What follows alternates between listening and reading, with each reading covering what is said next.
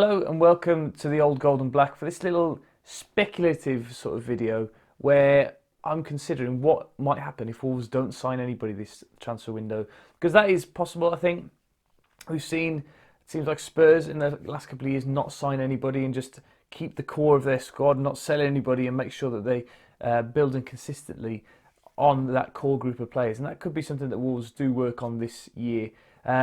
I do expect Wolves to make some signings, but we just haven't seen them yet. When there's been no real links with anybody, we've seen tentative links with Perisic, James Rodriguez, James Tarkowski this week, but nothing of any real substance and no official bids, or even Rondon. We're not particularly interested in him anymore. So it's going to be interesting over the next month or so before our first fixture in the Europa League on the 25th of July.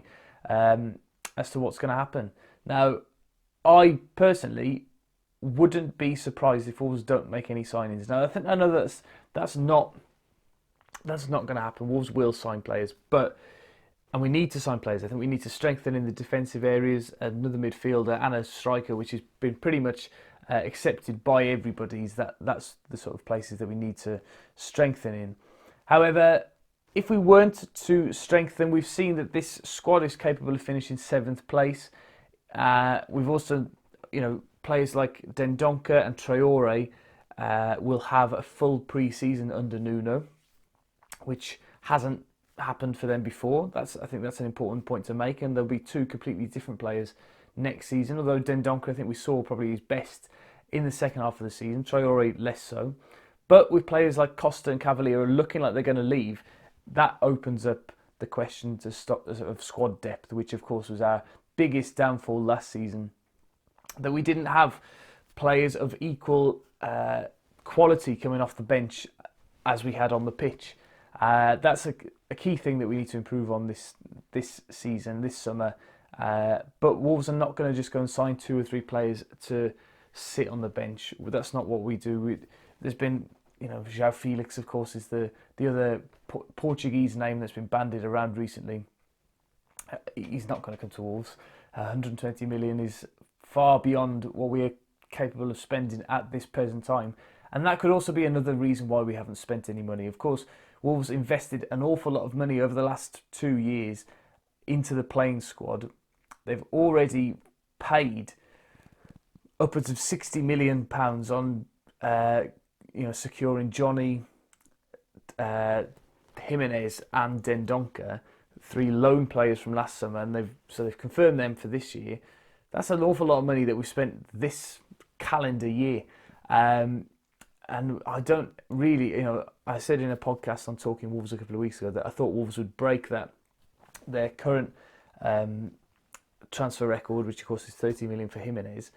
But actually reflecting on that and thinking about it now, I think it might be unlikely that we do that now, and that we sort of, maybe add a couple of loan players, younger Portuguese players who have impressed abroad, we might not have heard of. That's the sort of system that we've gone for, and rather than splashing out what would be £30 million on Ivan Perisic, who's had an indifferent season for Inter Milan, although we know how good he is. We saw him in the World Cup last year. I think he's one of the best wingers in Europe, and if we could attract somebody like that, that would take us to another stratosphere.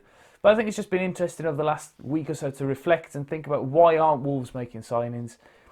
The market itself is very slow. Nobody's really made any signings, but maybe Hazard going from Chelsea to Real Madrid.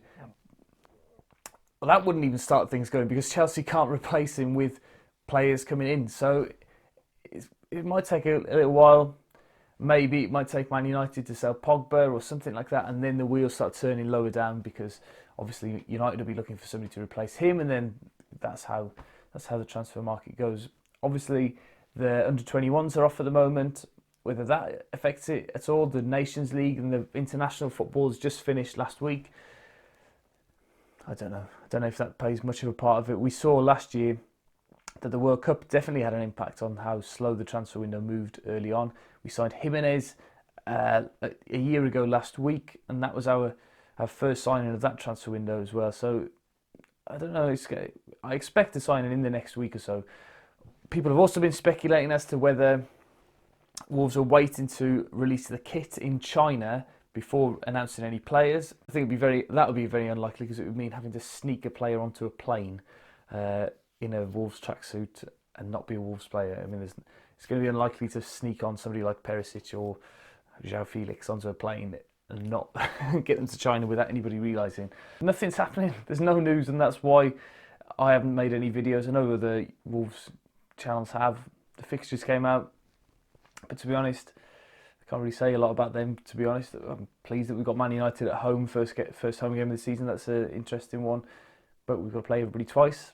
We haven't got a run of really tough fixtures. And we've got to play the Villa twice in November and April. That's something to look forward to as well. So, yeah, bit of a strange video today. I apologise for that.